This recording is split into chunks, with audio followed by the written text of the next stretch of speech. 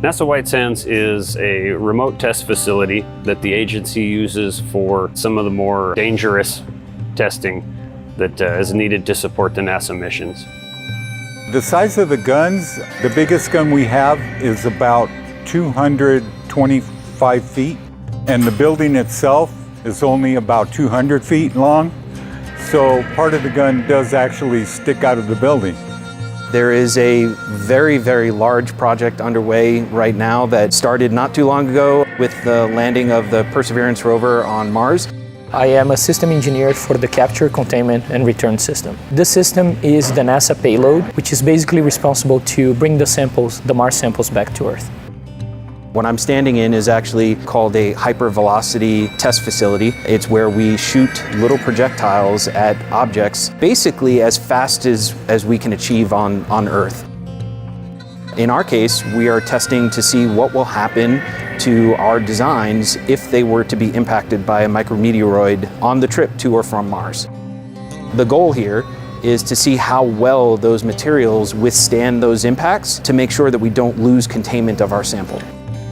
Hypervelocity guns work in two sections, which are a two-stage light gas gun. We pressurize hydrogen in the first section. In the middle of the gun, there's a barrel. That's where the projectile is held. The pressures that are generated from these guns can actually level the building. And that pressure is suddenly released where the projectile is, where the barrel in the middle of the gun is. And then from that point on, there's a simulated vacuum, which simulates space.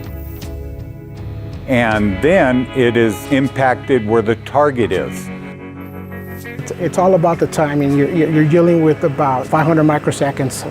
Where's the time of the event? So unlike a traditional firearm, a lot goes into preparing these guns for a shot. Setup takes anywhere from an hour to a full day. Gunpowder is prepared and loaded by hand.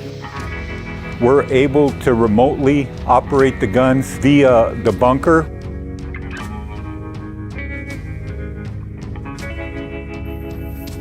On the count of 3, 3, 2, 1. It's equal to 25 times faster than a .44 mag. The velocities are also like flying from New York to San Francisco in 5 minutes.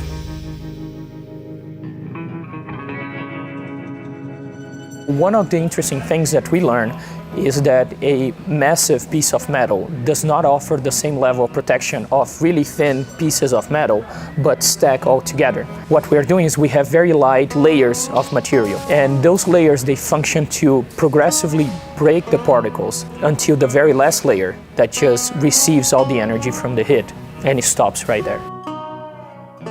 If it wasn't for this study, we would be sending up rockets and satellites and pieces of the space station not knowing whether they were going to protect the astronauts or the equipment we send up. It's a really neat thing to see when you test something and have it correlate very well back to your simulations. I am super excited to be working this mission to bring back samples from Mars. It is something that has never been done before.